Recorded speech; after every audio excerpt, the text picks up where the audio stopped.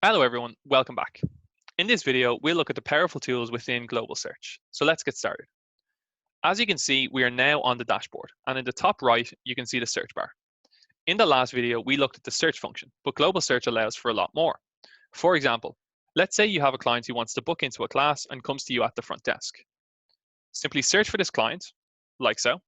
Once their name populates, simply click the book or buy button, and then search for the class name, like so.